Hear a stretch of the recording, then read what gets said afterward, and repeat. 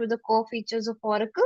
Here at Oracle, we have live classes, recorded classes, notes, and MCQs, all of which is to benefit you. Apart from that, we have also personalized counselings. You can book your slot with us to share your non-academic grievances with us, and we hope to resolve you and give our best.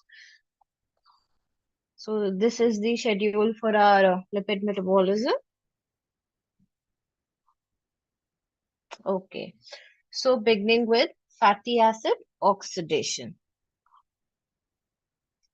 So the first question is, when does fatty acid oxidation takes place? So every time we start a topic, this is what we begin the topic with, because it is very important to know when and where that cycle will be taking place. Just mugging up the cycles without not even realizing what is the purpose of the cycle and when is it taking place will not serve the purpose. So your fatty acid oxidation is needed when the body is fasting. That is when your fatty acid oxidation will take place. Many times I have repeated the stages of fasting. That is, in your early fasting, that was after 4 hours of meal, 4 to 16 hours. What was happening? Glycogenolysis was taking place. That is, your glycogen was being broken down to provide glucose. Then after that, the second stage of fasting, which was after bringing from 16 to extending up to 48 hours. That is when your gluconeogenesis was taking place. And in this stage, the role of beta oxidation was just to support gluconeogenesis, to provide that acetyl-CoA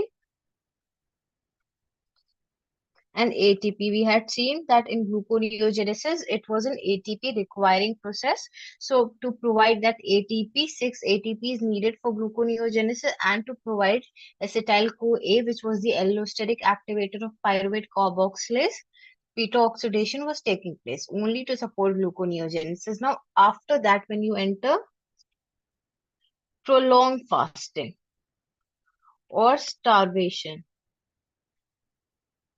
that is when your fatty acid oxidation is taking place. Okay, this is from prolonged fasting. This is from 2 to 5 days without food. Okay. Okay. Now there are different types of fatty acid oxidation and not just beta oxidation. Beta oxidation being the most common. Therefore, it is studied in great detail. So beta oxidation is the most common oxidation of fatty acid, and it is for saturated fatty acids. And also, the most common fatty acid undergoing beta oxidation is palmitic acid, which is 16 carbon. Okay, now there's also oxidation for very long chain fatty acids, oxidation of unsaturated fatty acid, oxidation of odd chain fatty acid, and minor pathways of oxidation, which include alpha and omega oxidation.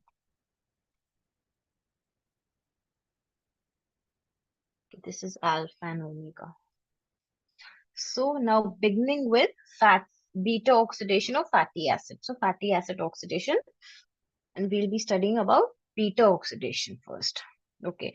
So before I begin, I'll just quickly give you a briefing of few terms like acyl-CoA, acetyl-CoA. In fact, CoA, what is CoA? Because these are a few terms which you'll be hearing very frequently, and without having an idea of what they mean, it all become a mess in your head. So firstly, what is fatty acid?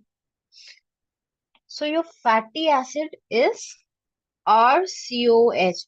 As it is an acid, so obviously it will have COH functional group. And this R is a long hydrocarbon chain. Okay. Now from these fatty acids, you get what is known as acyl and what is known as acetyl. So from this fatty acid, when you remove this OH, you get R, C, double bond O, and this is your acyl group. So every time when we say acyl CoA, acyl fatty acid, so this is what you mean. This is acyl, okay? So this is derived from fatty acid residue. And what is acetyl? Acetyl is a specific type of acyl. It is a specific acyl where your R, this R is what? CH3. So CH3, this is your acetyl. So this is the difference between acyl and acetyl. And what is CoA? Here, your CoA is a complex molecule which has ADP, pantothenic acid, beta-alanine, and beta-mercaptoethanolamine in it. Okay, so this is what is constituted by CoA. So now you have an idea when we say CoA, what is CoA? It is a complex molecule made up of all these things. So you're not supposed to remember this. Nobody's asking you in the exams, but you're supposed to know it so that you're able to understand the concept. Okay. And very important thing that this CoA has the sulfhydryl group SH. So this is important because it is involved in bonds. This sulfhydryl group is involved in bonds. So your CoA, this is how you write CoA generally, but sometimes it is also written as this to emphasize on this sulfhydryl group. Okay, so these were a few terms so that you have an idea that what is and also this was acetyl, this was acyl. Now you have an idea about acetyl and acyl, and also I'll tell you how you attach these groups to CoA. So when I say acetyl, you have this in mind. Now when I say acetyl CoA, so what is added? You add a CoA here, or also it can be written like this is your acetyl. Acetyl is 2 carbon, okay? You can write it like this. In some books, you will find they have added this sulfur here to show that there is a sulfur bond, and sometimes they simply write it like this. Okay. So now you have an idea when I say every time acetyl CoA, so you have this picture in mind. Okay. So this was the purpose of telling you these structures. But without structures, also just writing in words is more than enough at your level. And acyl CoA every time I say, so you know that this group is added to a acyl where this R is a long hydrocarbon chain. And when this R is replaced by simply a methyl CH3, it becomes acetyl. Okay. Now with this little bit of concept and background details, now we begin with beta oxidation. So what is beta oxidation? Beta oxidation, there is successive cleavage and release of 2 carbon unit acetyl CoA. Now you see what is the importance of studying these little details, because then you understand. Otherwise, if I had simply told you, okay, in beta oxidation, there is successive cleavage and release of 2 carbon acetyl unit. And if you did not have an idea about acetyl and CoA, then you would have been confused. So that is the main purpose of giving you these tiny details, because these tiny details you're not supposed to write them in your exam, but these are the details which make your concept really clear. Okay. So the cleavage takes place between alpha and beta carbon, hence the name beta oxidation. So now what is it trying to say? I'll show you with the help of a diagram. Okay. So your fatty acid is something like this. Okay, this is your fatty acid. Now, I hope you know the numbering system. So this is the functional carbon. This is carbon 1. This is carbon 2. This is carbon 3. So the carbon right after the functional group carbon is always designated as alpha. And then the numbering goes alpha, beta, delta, gamma, like that. So this carbon here is your alpha carbon, that is carbon 2, and this carbon 3 forms your beta carbon. So now beta cleavage is taking place between alpha and beta carbons. This is where the cleavage is taking place. Therefore, this oxidation is known as beta oxidation, hence the name beta oxidation, because the cleavage takes place between alpha and beta carbon. Okay. Now, when you see the cleavage takes place here, so you can see one carbon here and one carbon here. So this is 2 carbon and acetyl is 2 carbon. So what is released? Your acetyl group is released in its CoA derivative form as acetyl CoA. And you know what is the structure of acetyl CoA? Here we've discussed this structure, this one. Okay.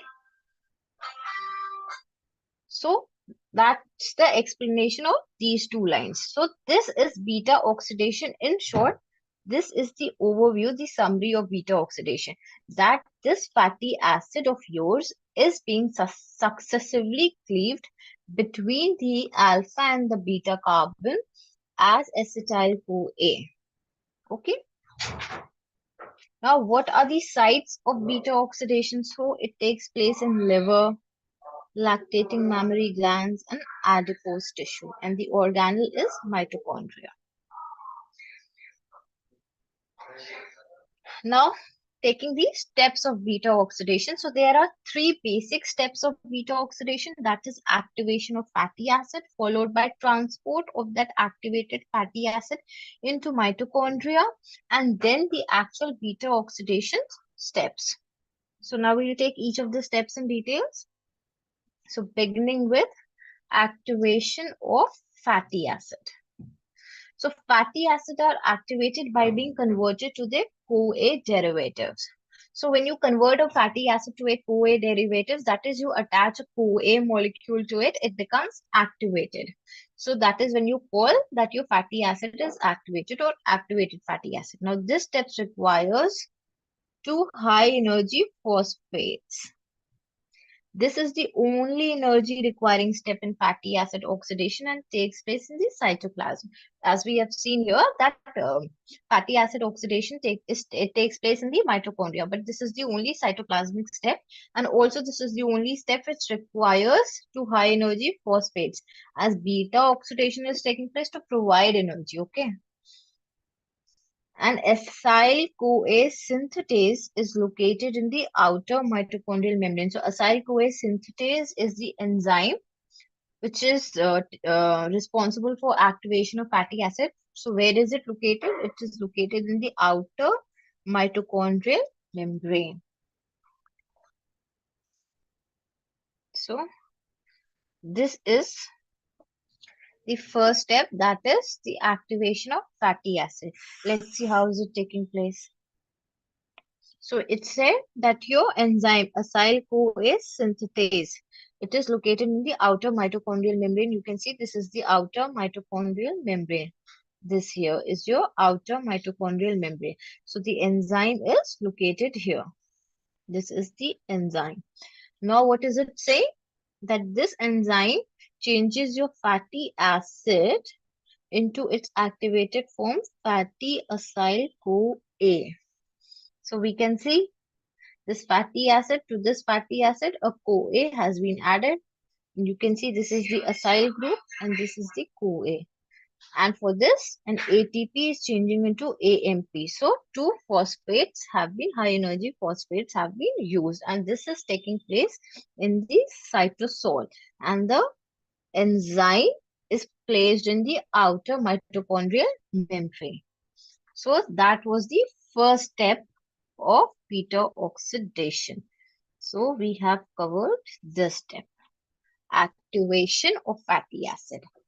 Now, since this fatty acid, activated fatty acid is present in the cytosol, so we have to transport it into the mitochondrial matrix here, because the rest of the beta oxidation takes place in the mitochondrial matrix. So how is it done? It is done by a transporter known as carnitine. So activated fatty acid from the cytoplasm has to be transported to mitochondria. A transporter is needed, which is known as carnitine. Carnitine, what is carnitine now? This transporter is a beta hydroxy gamma trimethyl ammonium butyrate. It is synthesized from lysine and methionine. So the raw materials needed are lysine and methionine. And this carnitine is present in abundance in muscle. So it is abundant in muscle, okay? Now, medium and short chain fatty acids, that is less than 12 carbon, do not require carnitine, okay? They do not require carnitine and can pass through the inner mitochondrial membrane. But long chain fatty acids, they cannot pass through the inner mitochondrial membrane and they require a transporter. Now, for this transporter, sorry, for this transport, three enzymes are needed, okay? So firstly, you need that transporter carnitine, and apart from that carnitine transporter, you also need three enzymes for transporting. That is carnityl acyl transferase 1, CAT1, CAT2, and translocase. So three enzymes are also needed. And your CAT1 can also be called CPT1, as I've told you, that palmitic acid is the most common fatty acid that undergoes beta oxidation. So it can also be replaced with CPT1 and can also be called CAT1. And it is located in the outer mitochondrial membrane. Now your CAT2 is located in the inner mitochondrial membrane. And then you have translocase protein. Now let's see with the help of a diagram exactly what is happening.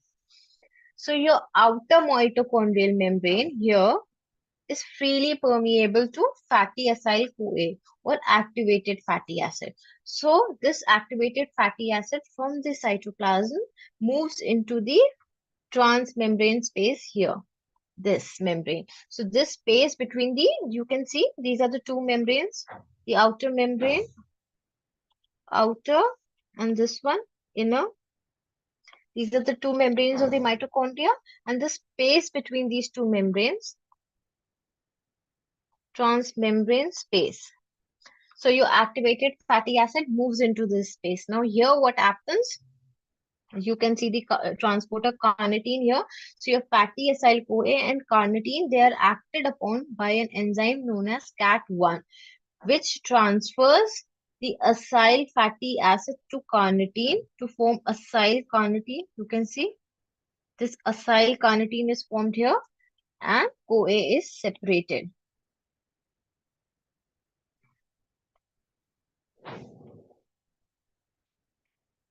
Okay. Now what happens? This acyl carnitine via translocase moves into the mitochondrial matrix. Now in the mitochondrial matrix, this acyl carnitine is acted upon by another enzyme known as CAT2. Now this CAT2, what it does is it separates carnitine and forms fatty acyl CoA.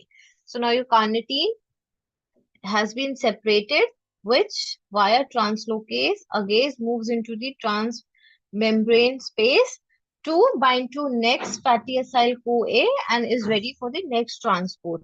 And you see your fatty acyl CoA here has been transported in the mitochondrial matrix.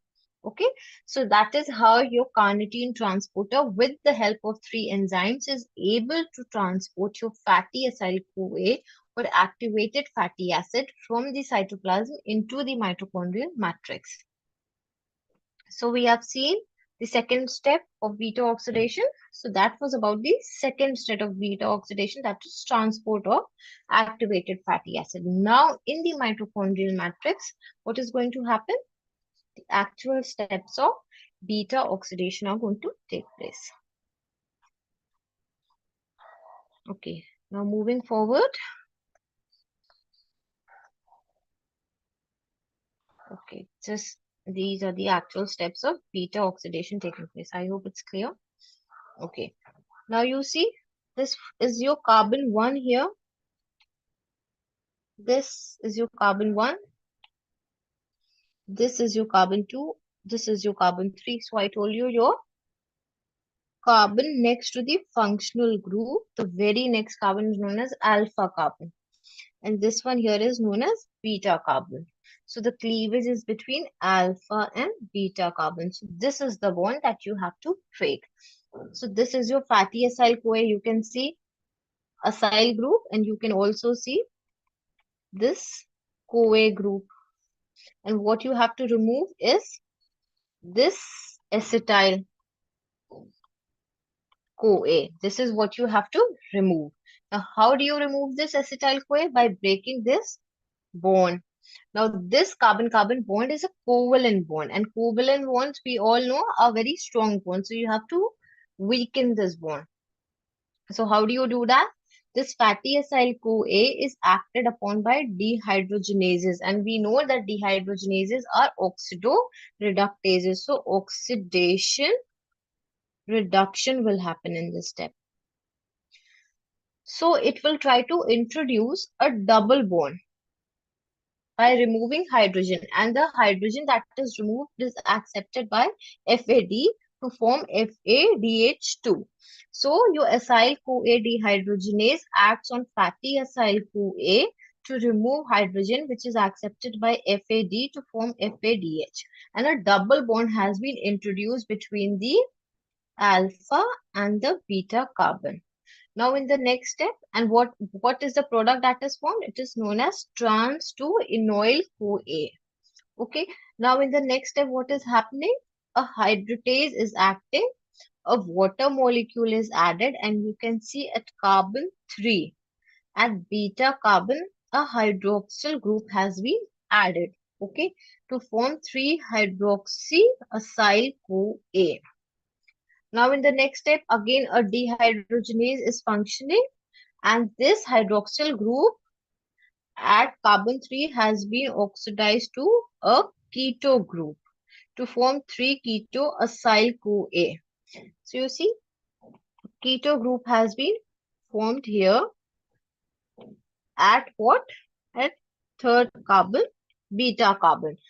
So some bond energy is shifted from this carbon-carbon to this carbon-oxygen bond. So this bond has been weakened. Now that is when your thiolase acts on it and splitting happens. So your this acetyl CoA here, you can see, has been split. And this fatty acyl CoA that is formed is 2 carbon less. So a fatty acyl with 2 carbon less is formed, and acetyl CoA has been released, and the enzyme is beta keto acyl CoA thiolase. And then depending upon the number, the length of the fatty acid that you're trying to oxidize, this cycle, these steps will be repeated from here. So that was about your beta oxidation. It is very simple. You only have to know the name of the enzymes, and then when you know what is the function, it'll be easy for you to remember. And also, since in this step, this is a dehydrogenase, I need not repeat again that obviously NAD will accept that hydrogen, and NADH will be formed. So those were the steps of beta oxidation. Now moving on to the energetics of beta oxidation. Now your carbon 16, this is palmitic acid. Now palmitic acid has 16 carbons, and in one cycle of beta oxidation, you are removing 2 carbons. So 2 to 4, 5, 6, 7, 8, 9, 10, 11, 12, 14 carbons. Okay, you have removed 14 carbons. And in the last step, when you have carbon 4, 1, 2, 3, 4, and when you remove this, the other one that is left is also a 2 carbon acetyl CoA. So you are getting 1, 2, 3, 4, 5, 6, 7, 8. 8 acetyl CoA. But in the last step, since this is carbon 4, and when you split it into 2, the leftover residue is also an acetyl CoA. The cycle, your beta oxidation cycle is only happening 7 times. Okay. So your beta oxidation takes place 7 times, whereas number of acetyl-CoA that are released or formed are 8. See, so there are 8 acetyl-CoA, but the cycle is happening 7 times. So in one cycle, there's one FADH2. So in 7 cycle, there will be 7 FADH2. Similarly, 7 NADH. This energetic is for palmitic acid. Okay. Similarly, you can calculate it for any other acid. So 8 acetyl-CoA, when they go into TCA, they will give 80 ATP because one TCA cycle, one run of TCA cycle gives you 10 ATPs. So 8 acetyl-CoA, 8 into 10 will give 80 ATPs. And your 1 FADH gives 1.5 ATP. 7 FADH will give 10.5 ATP. Similarly, 1 NADH gives you 2.5 ATP. 7 NADH will give you 17.5 ATPs. So when you calculate, add up all these, you get 108 ATPs. But you have to minus these two ATPs because this was used in activation step. Activation of fatty acid, you use two high energy phosphates. So you minus them. So you get a grand total of 106 ATPs. Okay. So from one palmitic acid beta oxidation, you get 106 ATPs. Now moving on to the regulation of beta oxidation. Beta oxidation is regulated by the availability of free fatty acids. Okay, and your free fatty acid, their level in turn is controlled by insulin glucagon ratio. So glucagon increases fatty acid, free fatty acid, and your insulin decreases free fatty acid. Let's see how that happens. Suppose this is your adipocyte. So in your adipocytes, you have your tags. Now your tags are hydrolyzed to give fatty acid and glycerol. And this fatty acid goes into beta oxidation. So you insul. Now this hydrolysis of tag into fatty acid and glycerol. Lipolysis is brought about by hormone sensitive lipase. And this hormone sensitive lipase is inhibited by insulin. And it is activated by glucagon. Okay. So now when the body is starving or when the blood glucose level is low, that is when you have glucagon. Glucose gone, that is when you have glucagon. So your glucagon will activate this hormone sensitive lipase, which will cause your tags to break down into fatty acid and glycerol. And then this free fatty acid level is increased and then your beta oxidation is increased. So that is how your insulin glucagon ratio controls the level of free fatty acid. Then malonyl CoA inhibits CAT1. We have seen what is CAT1. It was involved in transport. So, and what is malonyl CoA? This is an intermediate of fatty acid synthesis. So when you're you'll study about this when we study fatty acid synthesis. So when your fatty acids are being synthesized, one of the intermediates is malonyl CoA, and this malonyl CoA inhibits CAT1. So when your CAT1 is inhibited, then obviously your beta oxidation cannot take place. Therefore, your CAT1 is also called the gateway of beta oxidation.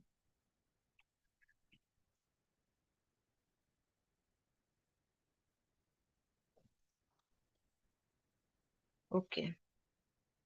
So that was all about the regulation of your beta oxidation. Now moving on to the clinical aspects. So we have Jamaican vomiting sickness. How is it caused? It is caused due to consumption of ackee fruit, which is found in Jamaica. So when you consume unripe ackee fruit, there is a toxin in it known as hypoglycin, which inhibits your acyl-CoA dehydrogenase enzyme, thereby inhibiting beta oxidation. This is a non-ketotic fasting hypoglycemia. That is obviously when your beta oxidation is inhibited, there will not be many acetyl-CoA. And when there is not many acetyl-CoA, no ketone bodies are formed. So there is non-ketotic fasting hypoglycemia. Then medium chain acyl-CoA dehydrogenase deficiency. This is the most common inborn error of fatty acid oxidation. There is fasting hypoglycemia and hypoketonemia, same as Jamaican vomiting sickness. The MCAT deficiency is one of the causes of SCIDS. So there is sudden infant death syndrome. The treatment includes frequent meals, avoid starving, and meals high in carbs and low in fat. Obviously, because since the beta oxidation is impaired, so you need to have meals which are low in fat and high in carbs. And also, one other features of medium chain acyl-CoA dehydrogenase deficiency is dicarboxylic aciduria.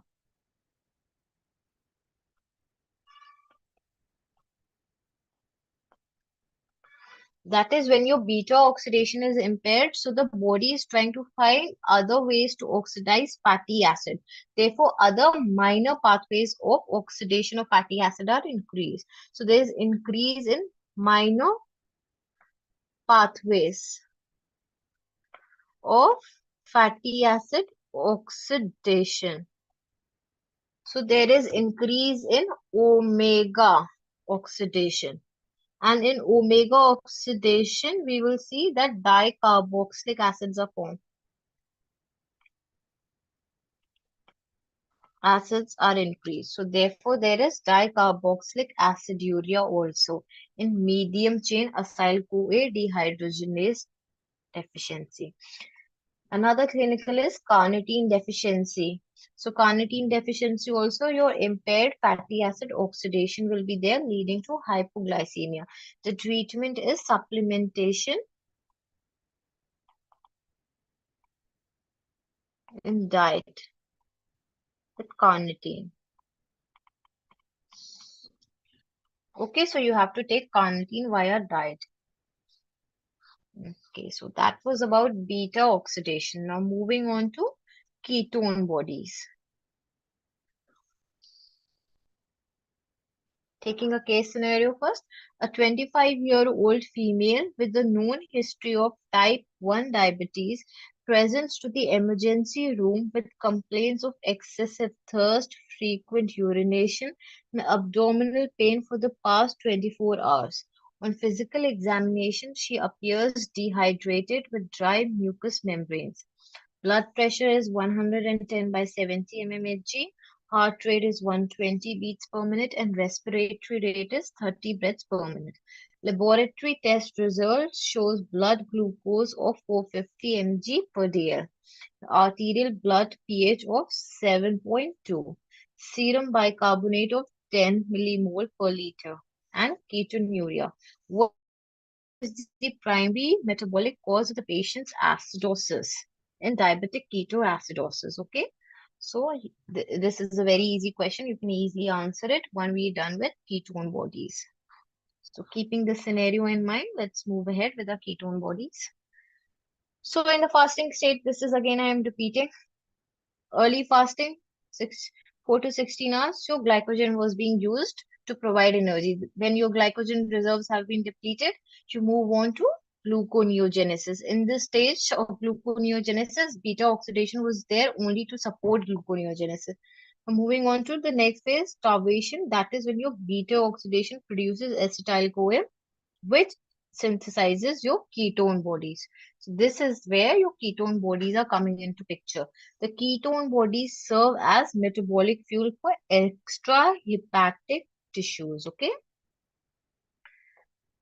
Now, fat burns in the wick of carbohydrate. Sometimes in exams, you get the statement that fat burns in the wick of carbohydrate, or it might be written as fat burns in the flame of carbohydrate. Explain or elaborate the above statement. So let's see what the statement means. Starvation ketosis. Now, your ketosis that occurs in starvation. Let's see why and how it takes place. Acetyl-CoA that is produced due to beta oxidation can have two fates. One is to enter TCA, but your oxaloacetate is already depleted. Why is your oxaloacetate depleted?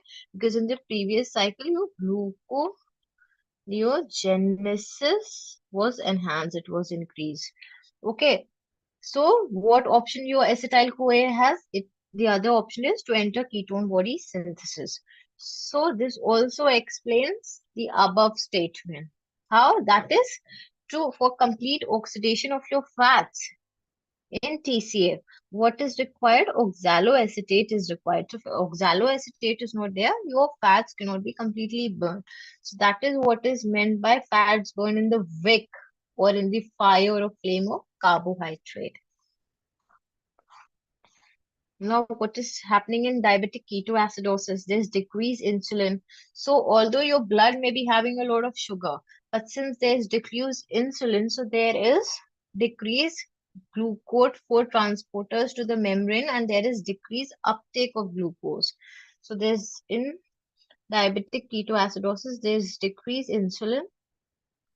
So, because of decreased insulin, there is decreased uptake of glucose by the cells, although your blood glucose level may be high. So for the cell, there is a state of starvation because the cell is lacking glucose. Now the cell will try to maintain its glucose level, so there will be increased gluconeogenesis. And in this increased gluconeogenesis, what will happen? This will cause oxaloacetate depletion. Okay, so, but your insulin inhibits hormone sensitive lipase, we have just seen, and in the absence of insulin, this inhibition is removed. So your insulin was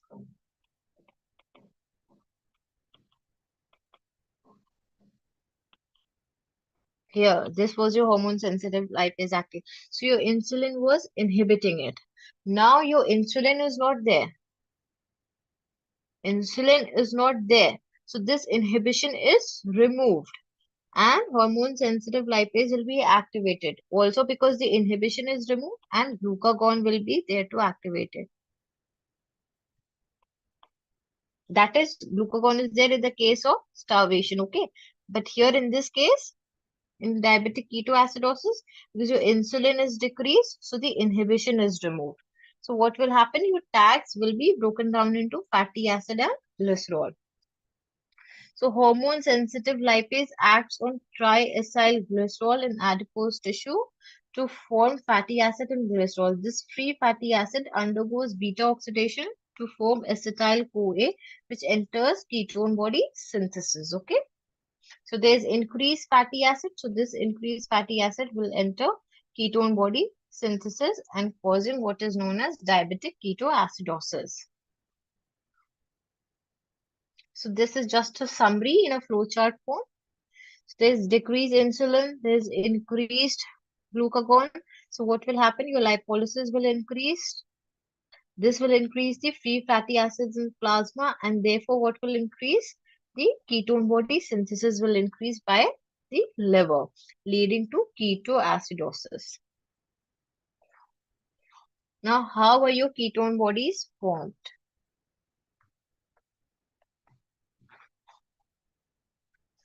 Firstly, the site is exclusively in liver mitochondria.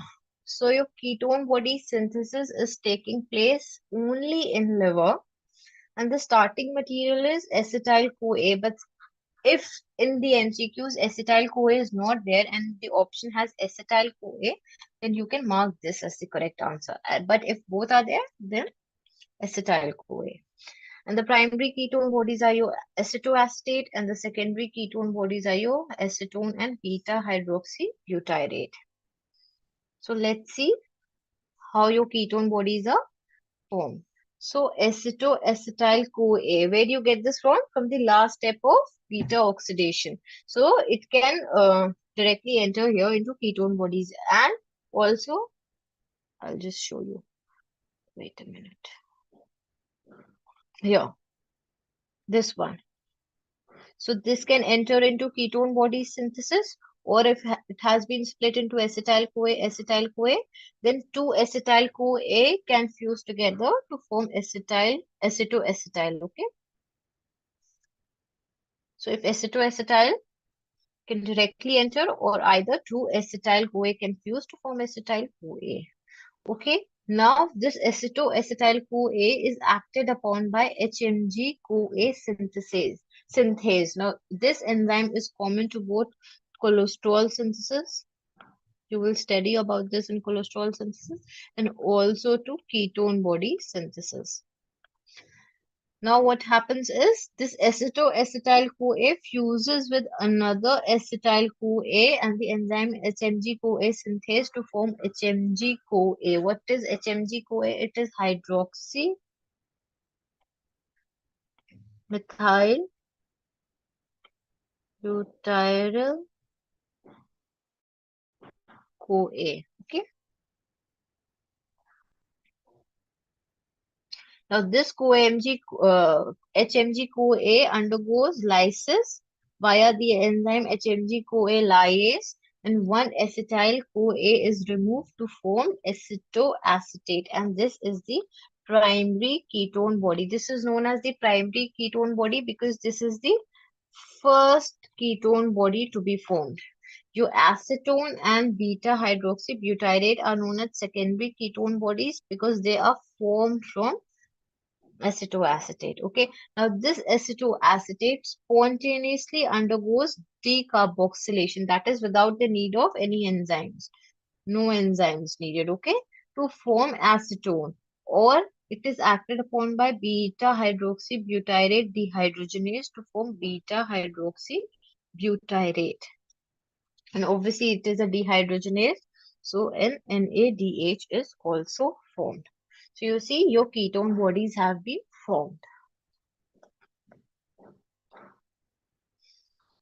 Now ketolysis. Ketolysis is, what is ketolysis? It is the utilization of the ketone bodies that is formed. So almost all tissues can utilize ketone bodies as fuel except liver and RBC. So your ketone bodies are synthesized by liver, but liver itself never utilizes ketone bodies. Ketone bodies are utilized by extrahepatic tissues except liver and your RBC. The acetone that is formed is non-volatile. It's volatile, sorry. Acetone is volatile, non-metabolized compound. That is, it is not used by any organ. So it is excreted through the lungs, giving it a fruity smell. Therefore, you will see in starvation and diabetes mellitus, there is a fruity smell. And by non-metabolized compound, it means not used by any organ. Okay. So you see, this is the liver. And in the liver, what was happening? Your ketone bodies are being synthesized. See, acetoacetate has been synthesized, 3-hydroxybutyrate has been synthesized. So your ketone body formation has taken place. Now what happens is, this moves into the peripheral tissues, extrahepatic tissues to be utilized. Either it can go as 3-hydroxybutyrate or as acetoacetate. Okay, and acetoacetate can spontaneously decarboxylate to form acetone, which is excreted from the lungs. So if it is entering as 3-hydroxybutyrate, so it will need to change into acetoacetate first, and in this step one NADH is formed. But if it's directly entering at acetate state, what happens is it accepts a coenzyme A from succinyl coenzyme A to form acetoacetyl CoA. So this acetoacetate, it takes a coenzyme A from succinyl CoA to form acetoacetyl CoA. And this succinyl CoA changes into succinate. So this step is part of, yes, this step here is part of TCA cycle.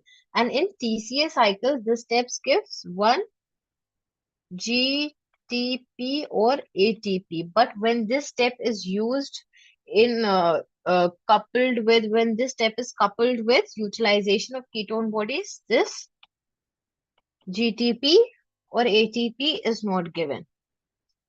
And the enzyme in ketone body utilization is thiopherase, whereas in TCA cycle, the enzyme is succinate thiokinase. Okay, so when succinyl coenzyme A is changing into succinate in TCA, this is an example of substrate level phosphorylation and one GTP or ATP is formed and the enzyme is succinate thiokinase.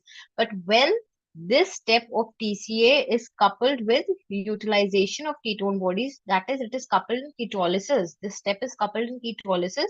The enzyme is thiopherase and also that one ATP as substrate level phosphorylation is also not produced. So your acetoacetate forms acetoacetyl-CoA, which then splits into 2-acetyl-CoA. So this 2-acetyl-CoA then can enter TCA. So 2-acetyl-CoA are entering. So how many ATPs will they give in TCA? 20 ATP. But in TCA, since this step is not there, so you have to minus 1 ATP, that is you get 19 ATP. So you get 19 ATP from what?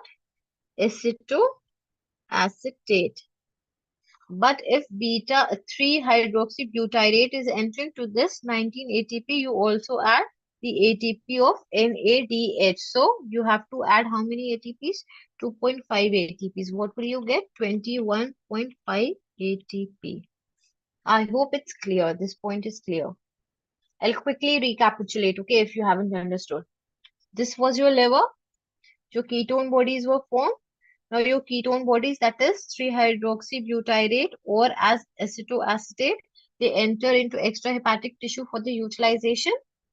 Now they are being utilized, and as they are being utilized, what they form is 2-acetyl-CoA. So these 2-acetyl-CoA will enter into TCA to give 20 ATP. But I have told you that during ketolysis, there is one step of ketolysis which is coupled with another step of TCA cycle. And this step of TCA cycle was an example of substrate level phosphorylation. But when coupled to ketolysis, that substrate level phosphorylation is not taking place. So you have to subtract 1 ATP to give you what? 19 ATPs, okay? And you can see if your ketone body is starting from 3-hydroxybutyrate and then changing into acetoacetate, you get additional 1 NADH. So to that 19, you add that ATP of additional 1 NADH, that is 2.5 to get you 21.5 ATPs. So we are done with synthesis of ketone bodies and utilization of ketone bodies. Now moving forward, what is ketosis? Normally, the rate of synthesis of ketone bodies by the liver is such that they can be easily metabolized by the extrahepatic tissue. So it is trying to say that the rate of synthesis of your ketone bodies is in balance with its utilization. So whatever ketone bodies are being synthesized by the liver, they are being easily used by the extrahepatic tissue. But when there is a disturbance in this balance of synthesis and utilization, that is when the rate of synthesis exceeds utilization, ketone bodies accumulate in the blood. This leads to ketonemia, excretion of in urine, that is known as ketonuria, and smell of acetone in breath. So all these three conditions together constitute a condition which is known as ketosis. Okay, so this is ketosis. Now lastly, test for ketone bodies. I'm sure all of you must have done this in your practicals. Rothera's test. So this test is given by acetoacetate and acetone. Beta-hydroxybutyrate do not give this test. This is very important and also it is very frequently asked in vivas as well. So during your abnormal constituent of urine, you will do this test or you must have done this test if you've done your practical classes. What happens is you saturate the urine sample with ammonium sulfate. Few drops of freshly prepared sodium nitroprusside followed by liquor ammonia are added from the side of the test tubes and you can see a purple colored ring is formed at the junction here. You can see this ring is formed at the junction. This indicates the presence of ketone bodies. So this is your Rothera's test. So that was all about today's class. So we've done with fatty acid oxidation, that is beta oxidation of fatty acids. We also covered ketone bodies, including both synthesis and its lysis, utilization, and we've also taken up the clinicals for both the things. If you have any queries, you can ask.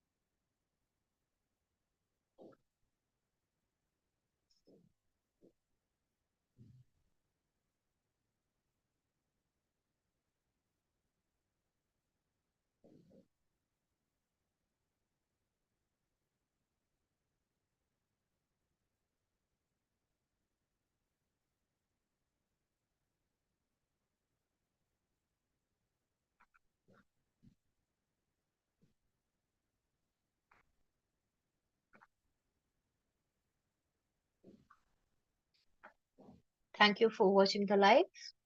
See you in the next class then.